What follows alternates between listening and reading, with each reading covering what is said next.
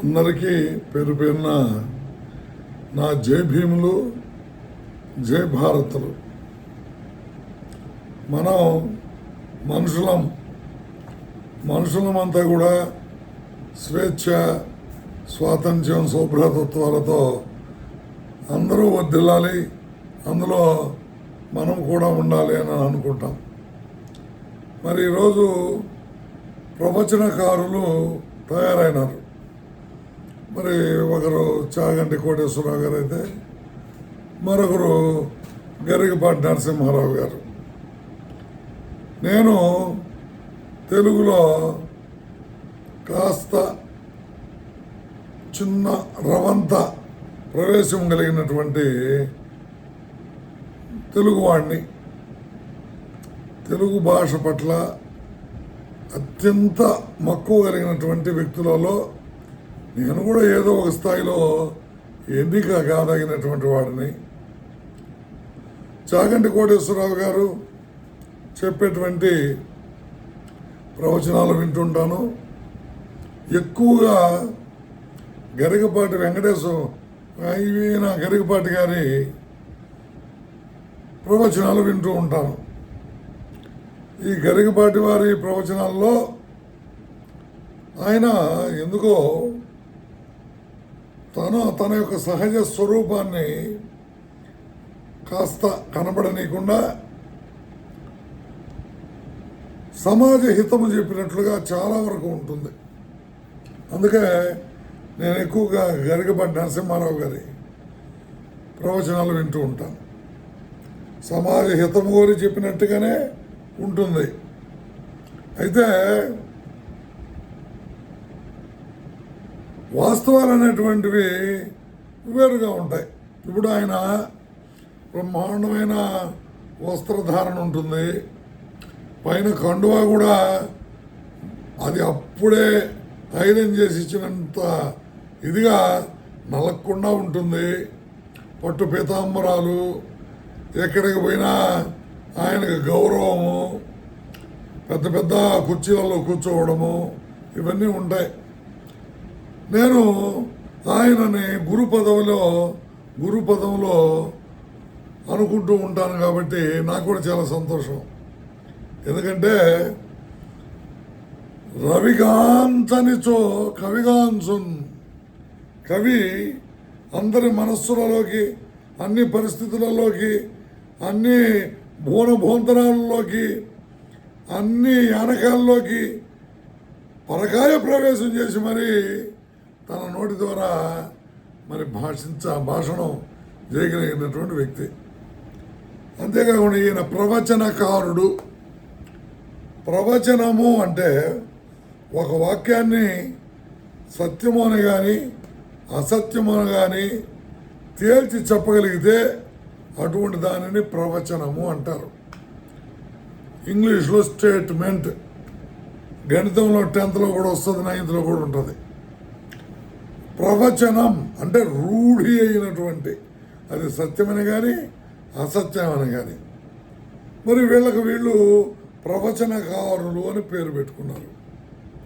వాస్తవంగా నిన్నటి దాకా కూడా గరికపాటి వారికి నా యొక్క మదీయ ఆంధ్ర అంతరాళంలో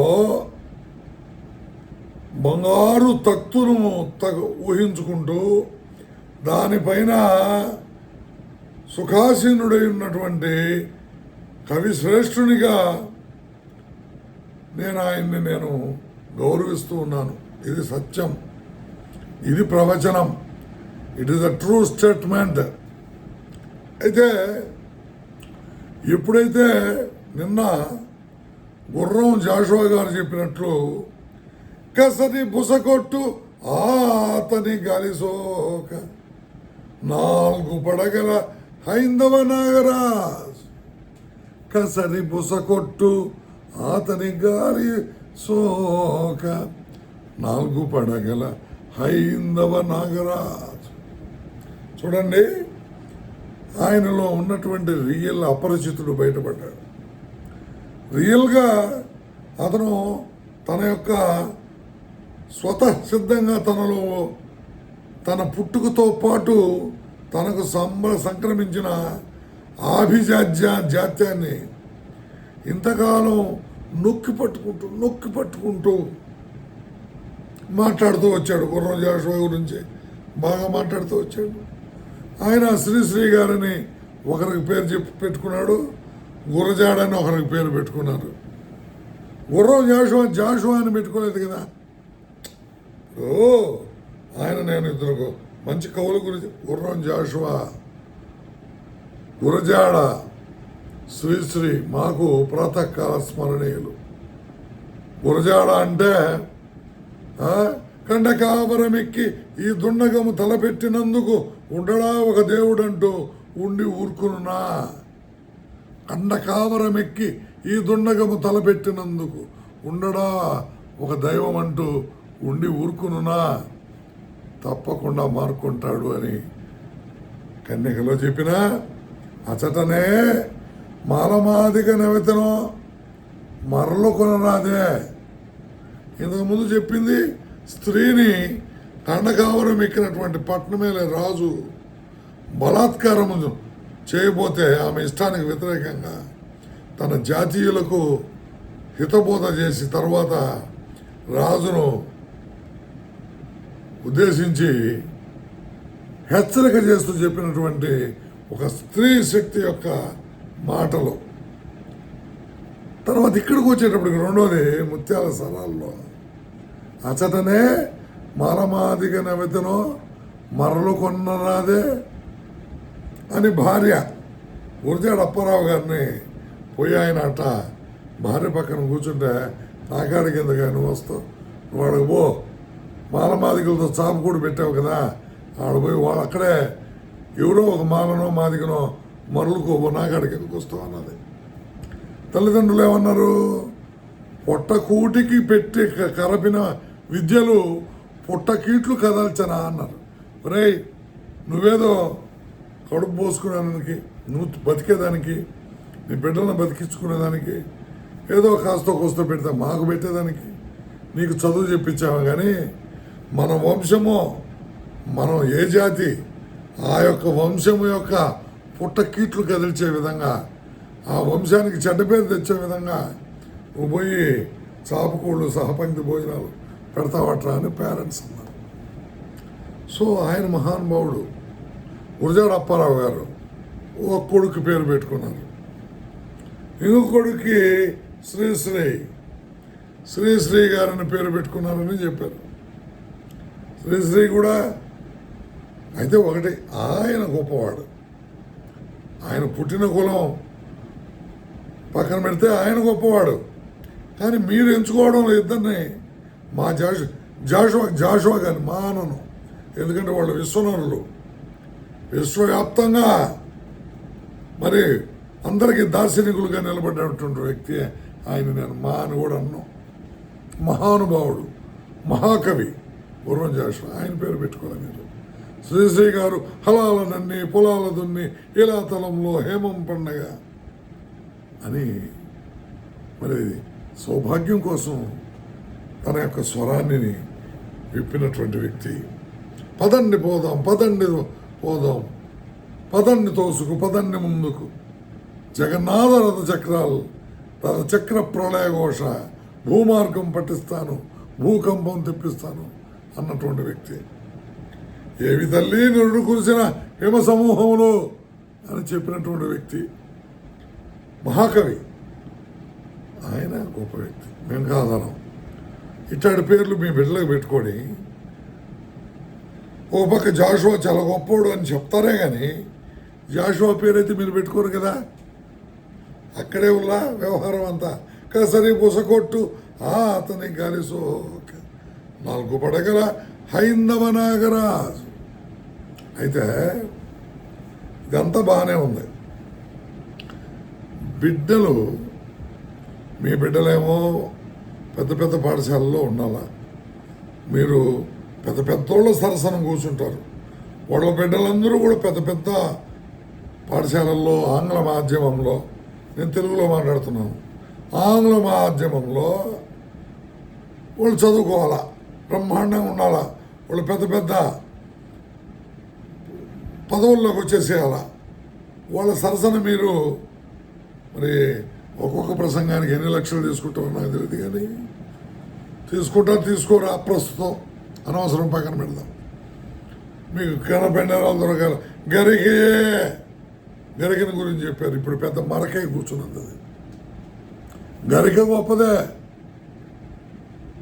గొప్పదే, అది మరకై కూర్చున్నది. ఈరోజు గరిక పండితుల పాలిట మరకై కూర్చున్నది. పండితుడు అంటే అన్నీ తెలిసినటువంటి వాడు. ప్రవచనము అంటే సత్యం అని కానీ అసత్యం అని కానీ తేల్చి చెప్పేసినటువంటి వాడు. ఇప్పుడు మీరు తేల్చి చెప్పేశారు. సుప్రీంకోర్టు అభిభాషణాన్ని తప్పని తేల్చి చెప్పేశారు. కేంద్ర ప్రభుత్వం 60% ఇస్తూ ఈ భారతదేశ భావి భారత పౌరులను తీర్చిదిద్దాలి అనుకున్నటువంటి ఆ యొక్క పథకాన్ని అవమానించి మరి కేంద్ర ప్రభుత్వ ఆశయాలను మీరు తుంగలో దొక్కి అవమానించారు. రాష్ట్ర ప్రభుత్వం ఒక పక్క 40% దాకా కూడా షేర్ ఇస్తూ ఈ యొక్క మధ్యాహ్న భోజనం పథకాన్ని మరి నడిపిస్తున్నటువంటి విధానాన్ని కూడా మీరు బుద్ధి ఉందా అంటే ఎవరికి ఇప్పుడు బుద్ధి లేదు. చంద్రబాబు నాయుడికి బుద్ధి లేదు, పవన్ కళ్యాణ్కి బుద్ధి లేదు, వీళ్ళు మా ప్రీతమ నాయకులు, మా ప్రీతమ చంద్రబాబు నాయుడు గారి కుమారుడైన లోకేష్ గారు మా విద్యాశాఖ మంత్రి, మా ప్రీతమ నాయకుడు. ఎవరు మా ముఖ్యమంత్రి అయితే ఆయన మా ప్రీతమ నాయకుడు. ఎలక్షన్ దాకా తప్పనిసరిగా ప్రతి పౌరుడు తనకిష్టమైన వాళ్ళకు ఓట్లు వేసుకోవాల్సిందే, తనకిష్టమైన వాళ్ళను గెలిపించుకోవడానికి ప్రయత్నించాల్సిందే. ఎప్పుడైతే ఎలక్టెడ్గా మాకు ఒక ముఖ్యమంత్రి గారు ఆవిష్కృతుడైనాడో మనోవాక్కాయ కర్మలతో వారిని మనస్ఫూర్తిగా మేము గౌరవిస్తాం. భారతీయ సాంప్రదాయం, భారత రాజ్యాంగం యొక్క స్ఫూర్తి అది. So we respect, you do respects weightage to our CM, our beloved CM, our beloved Deputy CM, our beloved Education Minister, who are contributing 40% of share in the midday meals. Dokka Seethamma గారి పేరుతో ఇప్పుడు ఇంకా ఇన్నోవేటివ్గా ఒక తెలుగు మహతల్లి ఆమె పేరుతో పెడుతున్నటువంటి భోజనం అది. మరి సెంట్రల్ గవర్నమెంట్ ఎందుకు తీసుకొచ్చింది? రాజ్యాంగంలో రైట్ టు లివ్, సుప్రీంకోర్టు మహా న్యాయస్థానం, మన న్యాయస్థానం, సమున్నతమైన న్యాయస్థానం. ఇప్పుడు వాళ్ళు అసలు ఇప్పుడు దీన్ని సుమోటోగా తీసుకోవాలి, బుద్ధి ఉందా అన్నాడు. అంటే సుప్రీంకోర్టు న్యాయమూర్తులకి బుద్ధి లేదనే మీ అభిభాషణ. మీరు ప్రవచనకారులు స్టేట్మెంట్ ఇచ్చేశారు, బుద్ధి లేదు అని అర్థం. ఉండడా ఒక దైవం అంటూ ఉండి ఊరుకున్నా కాదు మార్కొంటాడు అని కదా అక్కడ అర్థమో. అట్టనే బుద్ధి ఉందా అంటే బుద్ధి లేదు అని అర్థం. ఎవరికి బుద్ధి లేదు? మీరు గొప్ప నాయకుడు అని చెప్పిన మోడీ గారికి బుద్ధి లేదు అని మీ అర్థం. మాకు ప్రతక్కర స్మరణీయులు వాళ్ళంతా, మేము వాళ్ళని పూజిస్తున్నాం, మా ప్రధానమంత్రి.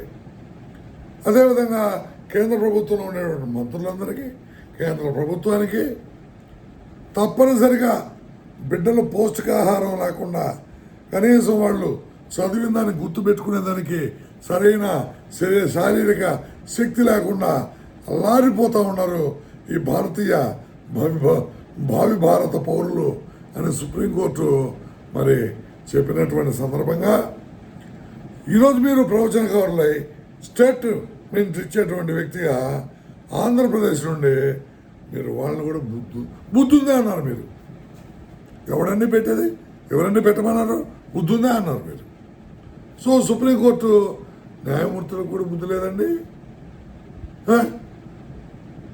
ఏ వ్యవస్థనైతే భారతదేశంలో ఉండే ప్రధానమంత్రి సైతం, రాష్ట్రపతి సైతం, అందరూ ముఖ్యమంత్రులు సైతం, అందరూ ప్రజలు సైతం గౌరవిస్తారో, ప్రణమిల్లుతారో, పూజనీయంగా భావిస్తారో ఆ సుప్రీంకోర్టును కూడా బుద్ధి ఉందా అంటారా మీరు? ఇకపోతే ఎందుకు మీకు ఇంత అక్కసు అంటే మీ బిడ్డలు ఆ పాఠశాలల్లో లేరు. అర్థమైందా? మాటలు చెప్పుకొని బతికిపోయేవాళ్ళు మీరు, మంత్రాలు చదువుకొని బతికిపోయేవాళ్ళు మీరు. మాకేడైనా చెప్పండి, మేము మెకానిక్ షాపుల్లో పని చేసుకోవాలా? మా తల్లిదండ్రులు మెకానిక్ షాపుల్లో పని చేసుకోవాలా? కాబట్టి మాకు వీధి బడిలో చదువు, టైర్లు పంచర్లు వేసుకోవాలా? ఆరుగాలం పొలంలో పండించాలా? ఆ ఒడ్లు ఆ బియ్యం తెచ్చి మీకు ఇవ్వాలా? రకరకాల పేర్లతో పెళ్లిపేటల మీద కూర్చుంటే ముందు ఒక వరుస పోయాలా, వెనక ఒక వరుస పోయాలా, తట్టలో ఒక వరుస పోయాలా? సరే, సాంప్రదాయం పేరుతో తీసుకుంటున్నారులే. అంతేకాకుండా రకరకాల దేవుళ్ళ పేరుతో, రకరకాల మొక్కుబళ్ళ పేరుతో, రకరకాల వ్రతాల పేరుతో మా జనాలంటే మిమ్మల్ని పక్కన పెడితే మిగిలిన 97% ప్రజల్ని మీరు ఈరోజు అవహేళన చేశారు. మా బిడ్డల్ని మీరు అవమానించారు. గరికపాటి నరసింహారావు స్పీచ్ అంటే పనులు పక్కన పెట్టుకొని వింటుంటా నేను. దాంట్లో అనేక ఉంటాయి, మంచిని స్వీకరిస్తూ కొన్ని పక్కన పెడుతుంటాం. కానీ మీ ఒరిజినాలిటీ బయటపడింది. అపరిచితుడు సినిమాలో టక్ టక్ టక్ టక్ టక్ టక్ అని వాడి క్యారెక్టర్ని అటు ఇటు అటు ఇటు అటు ఇటు ఏ విధంగా అయితే తిప్పుతాడో, ఈరోజు మీ ఒరిజినాలిటీ ఏదండి? ఇంత భయంకరంగా ఉంది. ఒక పసి బిడ్డల్ని శోభన పెళ్లి కొడుక, ఇది కదా బూతు, ఇది హైటెక్ బూతు మాట కదా ఇది. శోభనపు పెళ్లి కొడుకు అంటే గౌరవనీయంగా బాగా చెప్పు. శోభనపు పెళ్లి కొడుకు అంటేనే ఏం గుర్తొస్తుంది ఎవరికైనా? బాగా ఆలోచించండి అయ్యా. తమరికి చెప్పగలిగినటువంటి వాళ్ళమా శోభనపు పెళ్లి కొడుకు అంటే ఏం గుర్తొస్తుంది? పసిబిడ్డల విషయంలో అది వాడారు మీరు. చాలామంది చాలా మాట్లాడుతూ ఉన్నారు, బాధపడుతూ ఉన్నారు. కానీ నాకు నేను శిక్ష వేసుకుంటున్నాను మిమ్మల్ని అభిమానించినందుకు, మీ అభిభాషణలో విన్నందుకు. నేను కూడా పద్యాలు రాస్తాను. ఆట వెళ్ది, తేటగీతి, శేషము, కందము 7 వరకు రాస్తాను. అంతకుమించి లేదు మాకు శక్తి. అభ్యసించు సమయము లేదు. పని చేస్తే కానీ పొట్ట గడవదు. మీలాగా కాలక్షేపంగా కూర్చొని ఏమే వాళ్ళు మడులు, మాణిక్యాలు ఇంకెన్ని మాట్లాడాల్సి వస్తాయి కదా. వాళ్ళు ఇచ్చినటువంటి అగ్రహారాలు, వీళ్ళు ఇచ్చినటువంటి పొలాలు, వాటి మీద బతికిపోయేవాళ్ళం కాదు కదా మేము. కూలీలము. ఉన్న భూములంతా భూస్వాముల చేతుల్లో ఉంటే మీ చేత బాగా బుర్రలు ఉత్తేజింపబడి శూద్రులైన అగ్రకులాలుగా వాళ్ళు భావించుకొని మమ్మల్ని పీడిస్తూ ఉంటే, అంటే నేను ఎస్సీలే, మమ్మల్ని పీడిస్తూ ఉంటే మాకు పెట్టేసి వాళ్ళని శూద్రులు అంటారు. వాళ్ళలోంచి రకరకాలుగా ఉత్పన్నమైన కులాలే బీసీలు, ఎస్సీలు, ఇదంతా కూడా అందరికీ తెలిసిందే. పచ్చి వాస్తవాలు ఇవన్నీ. కానీ మీరు ఒప్పుకోనీరు. ఈరోజు డాక్టర్ బిఆర్ అంబేద్కర్ కోనసీమ జిల్లాలో ఏమండి హిందువులు శవాన్ని తీసుకొని ఎస్సీ సప్లాన్ నిధులతో కట్టిన రోడ్డులో శవాన్ని తీసుకొని వల్లకాడుకు తీసుకుపోతూ ఉంటే మీరెక్కించిన బోధనలతో వేరే కులజలుగా ఉన్న మానవులు మీరు వేరే, మేము వేరే అనేటువంటి అమాయకపు రాక్షసత్వానికి లోనై శవాన్ని కూడా గౌరవించలేనటువంటి నీచ స్థితికి దిగజారి అడ్డుకున్నారు. మీలాంటి వాళ్ళ వల్లే కదా. ఆ పసిబిడ్డలు అంత అన్నం తింటే 6 రూపాయల చిల్లర 5వ తరగతి దాకా చెప్పారు కదా ఇందాక ఫుడ్ ఇన్స్పెక్టర్ గారు. 10th క్లాస్ దాకా ఇంకేంతో ఓ 10 రూపాయల చిల్లర 12 రూపాయల చిల్లర. ఏమయ్యా మరి ఇతర దేశాలకు వెళ్ళిపోయిన డబ్బు అంతా తెప్పిస్తామన్న ప్రభుత్వాన్ని మీరేం అడగడం లేదా? ఎన్ని వేల కోట్లు, ఎన్ని లక్షల కోట్లు, 2 ఎకరాల పొలాలు కలిగినటువంటి ఆరిజిన్ ఉన్నటువంటి వాళ్ళు ఈరోజు లక్షల కోట్లకు అధిపతులు అయితే దాని మీద మీరేం మాట్లాడరా? ఇప్పుడు ఆదాని గారు అంటారు, మేము చూడలే, ఇంకొక ఆయన అంటారు. అదేవిధంగా మన రాష్ట్రంలో కూడా స్టేట్ బ్యాంకుల్లో తీసుకున్న డబ్బంతా ఎగ్గొట్టి మరి ఈరోజు పెద్ద పెద్ద పదవుల్లో గౌరవనీయులైనటువంటి ముఖ్యమంత్రి వర్యులు చంద్రబాబు నాయుడు గారి దయ వల్ల పెద్ద పెద్ద పదవుల్లో తొలతొగేటువంటి వాళ్ళు కూడా ఉన్నారు. మరి వాళ్ళ గురించి మీరు వాళ్ళ పక్కల్లో కూర్చొని ప్రవచనాలు అయితే చెప్తారు. ఎకలు పక్కలు మంచి ఏసీ హాలల్లో. మీ బిడ్డలేమో ఏసీ హాలల్లో చదువుకోవాలి, మా బిడ్డలేమో ఆడ అంత అన్నం తింటే కడుపు పండిపోతా ఉందా నరసింహారావు గారు? అంత అన్నం తింటే ఆ ముద్దకే మీకు ఇంత బాధ కలిగిపోతుందా? బాకున్న కృమ్మినట్లు పార్థివచంద్ర నా కవితావధూటి వదనంబునెగాదిగ చూచి రూపురేఖా కమనీయ వైఖరుల్గాంచి నీదే కులమన బళీ బళి అన్నవాడే నీదే కులమన్న ప్రశ్న వెలిగించి చివాలున లేచిపోవుచో బాకున కృమ్మినట్లగున్ పార్థివచంద్ర వచింప సిగ్గగున్. మరలా చెప్తున్నా, నా కవితావధూటి వదనంబు నెగాదిగ చూచి రూపురేఖా కమనీయ వైఖరుల్గాంచి బళీ బళీ అన్నవాడే నీదే కులమన్న ప్రశ్న వెలయించి చివాలున లేచిపోవచ్చో బాకున కృమ్మినట్లగున్ పార్థివచంద్ర వచింప సిగ్గగున్. సిగ్గుపడుతున్నది. అబ్బో మన సమాజం ఇదంతా గుడ్డి ప్రేమ సమాజం మీద. మీరు పోతారు ఆ హిందువుల రౌండ్ టేబుల్ సమావేశంలో కూర్చుంటారు, ఎట్టయిపోతుంది. ఇట్టుంటే అట్టకాక ఏమవుతుంది? ఇట్టుంటే మీరు 3% జనాలుండి 97% శపిస్తున్నారు. మీరు 3% కాబట్టి 10%గా కూడా తలపోసుకోండి. మొత్తం న్యాయమూర్తులుగా మీరే ఉండండి, చీఫ్ సెక్రటరీలుగా మీరే ఉండండి, ప్రిన్సిపల్ సెక్రటరీలుగా మీరే ఉండండి, 50% సీఎంలుగా మీరే ఉండండి, పెద్ద పెద్ద భూషణాలు మీగానే పెట్టుకోండి, పెద్ద పెద్ద పదవుల్లో మీరే ఉండండి. ఎంతమంది? ఆ 3%, 5% లోపల 3, 4 మీరే ఉండండి. బ్యాంకుల్లో మీరే ఉండండి, ఎల్ఐసి లాంటి కార్పొరేట్ సంస్థల్లో మీరే ఉండండి. మా బొచ్చిలోని గంజి చూసి గునుగుడు ఎందుకు? మా చౌదరులకి మా రెడ్లకి కూడా మీరే పెట్టేసింది.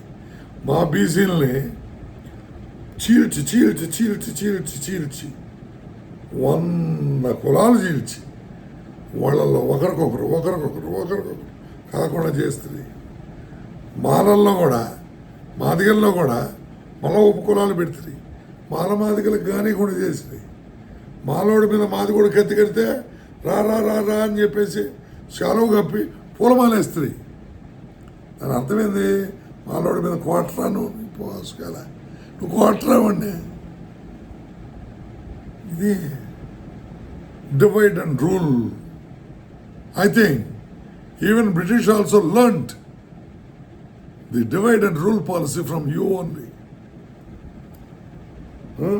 కోడి గుడ్డు నీ గొంతుకు అడ్డం పడిందా? ఏమయ్యా,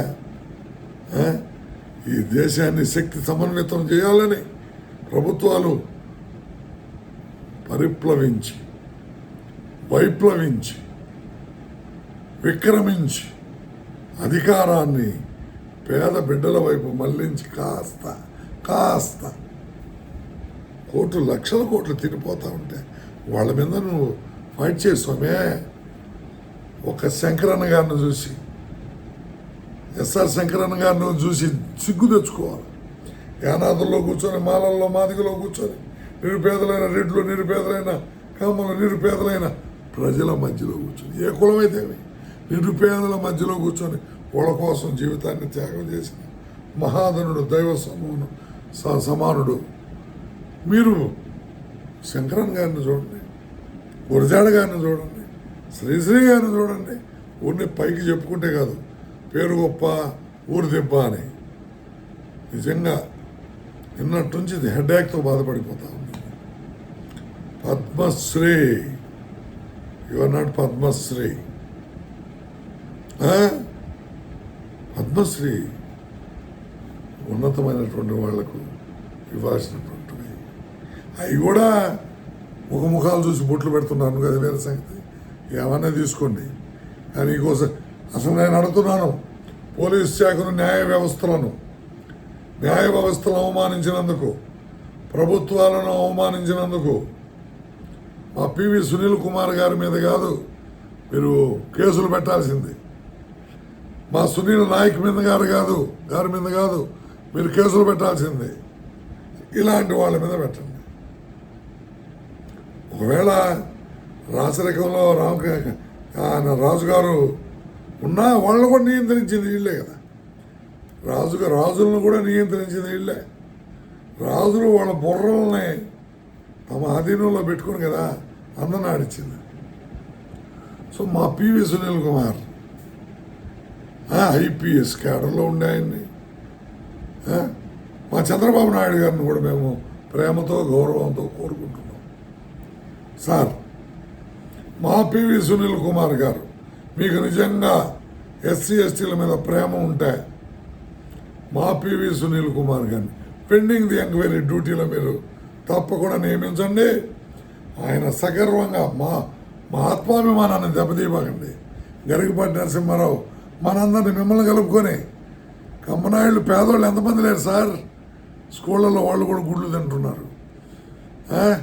మీరు వేరు, మేము వేరు కాదు. మనం అంతా శూద్రులు, అతి శూద్రులు. సో బలిజలు కావచ్చు, పవన్ కళ్యాణ్ గారు సోదరా, మీరు మీతో పాటు మేము కూడా పుత్ర సమానులమే చంద్రబాబు నాయుడు గారికి. పెద్ద ఆలోచించండి. ఇప్పటికే సునీల్ కుమార్ గారిని చాలా అవమానించారు. పివి సునీల్ కుమార్ గారిని ఒక ప్రభుత్వం ఉందే, ఆ ప్రభుత్వం ఆయన పనిచేశాడు. ఆ సమయంలో అనేకం జరిగి ఉండొచ్చు. మీరు ప్రభుత్వ అధినేతలుగా ప్రభుత్వాలు పొలిటికల్ పాలసీస్ చూసుకోండి. కానీ మమ్మల్ని ఎందుకయ్యా, ఒక పక్క మీరు, ఇంకో పక్క ప్రతి ఊరిలోనూ ఇప్పుడు మా పవన్ కళ్యాణ్ అనుకున్నాం. ఆయనేమో సనాతననే. ఇక్కడ చూస్తే మా సోదరులు, వాస్తవంగా చెప్పాలని ప్రతి గ్రామంలోనూ మాలోళ్ళకి బలిజోళ్ళకి మంచి ఫ్రెండ్షిప్ ఉంటుంది. అట్లాంటిది ఇప్పుడు ఏమైపోయిందంటే మాలోళ్ళని బలిజోళ్ళని అంటున్నారు, పీడిస్తున్నారు, వేధిస్తున్నారు. వాళ్ళ వీధుల్లోకి బానియడం లేదు, శవయాత్రను కూడా అడ్డుకుంటున్నారు, కొడుతున్నారు. అది ఫాల్స్ డివినిటీస్, వర్షిపింగ్ ఫాల్స్ గాడ్స్. ఇదిగో ఇట్లాంటి ప్రవచనకర్తలు ఉంటే ఏం చేస్తారు? ఇంకా ఇలాంటి ప్రవచనకర్తలు దే ఆర్ గివింగ్ స్టేట్మెంట్స్. చిరంజీవిని కూడా అతను, చిరంజీవి గారు వెంటనే ఏడుకొచ్చాడు. ఆ రోజు ఏం అర్థం కాదు, ఇప్పుడు అర్థమైంది.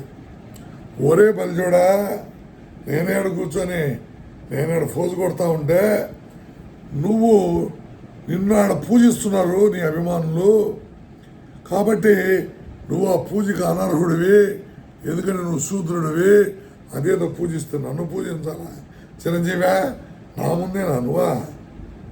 అదే అహంకారం. అయినా మేము గమనించలేకపోయినాం. ఈరోజు మా బలిజ బిడ్డలు, మా రెడ్డి బిడ్డలు, మా సోదరుల బిడ్డలు, మా నాయుళ్ళ బిడ్డలు, మా బీసీల బిడ్డలు, మా ఎస్సీల బిడ్డలు, మా ఎస్టీల బిడ్డలు, మా సాయిబుల బిడ్డలు, నిరుపేదలు ఎవరైతే పాఠశాలకు పోతున్నారో ఆ నిరుపేద బిడ్డలకు పెట్టే భోజనం మీద విషం కక్కారు అంటే